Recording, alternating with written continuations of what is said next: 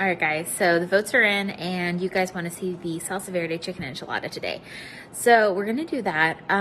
First off, I'm going to pull the chicken off of one rotisserie chicken. Mine is kind of small, so that'll be okay. Honestly, you could have a little bit more, a little bit less chicken in this recipe, and it's still going to be delicious, so don't worry too much about that. But if you didn't have rotisserie chicken, you could cook down 3 chicken breasts and shred the chicken that way.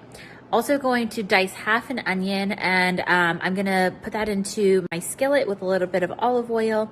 And I also have some roasted garlic left over from a couple days ago. So I'm gonna throw a couple cloves of that in, along with a cup of frozen corn. Our onions and corn and the little bit of roasted garlic I threw in there have sauteed down pretty nicely. I'm gonna add in my rotisserie chicken, which today I got 3.5 cups out of that, but again, it could be more or less, it doesn't really matter. So if you just get a rotisserie chicken, you're fine.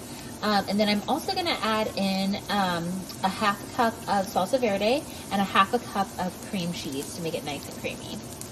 So we're just warming all the ingredients through here so that they're nice and combined. This is the time when you want to have a nice check for your seasoning. If you want to have it a little bit hotter, you can add some chili powder or a little bit more salsa, but you don't want it to be too thin on your filling. I added some pepper because I thought it needed that, and just a really small amount of salt because the salsa does have a good amount of salt in there. But you definitely want to check for seasoning before you bake them. So in a 9x13 pan, I just gave a spray of nonstick spray and put down about a half a cup of salsa verde just to have a nice thin layer at the bottom. And then I have kind of a little assembly line here. So I have my tortillas on a plate, and I'm just taking a nice big scoop of filling down the middle. I'm gonna roll them and then place them seam side down in here. And then we're gonna go ahead and cover them on the top with salsa verde as well, and then some shredded cheese. So these enchiladas are ready to go in the oven. We're going in at 350. I'm gonna start with a half an hour and we'll take it from there, and I'll let you guys know the final cook time on these.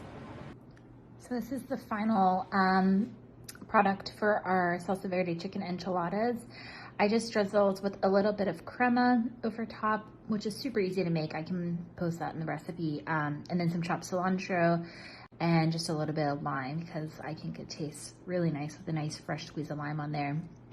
And I was just curious if anyone like loves or hates cilantro, because I know some people have an aversion. So if you want to just answer that below.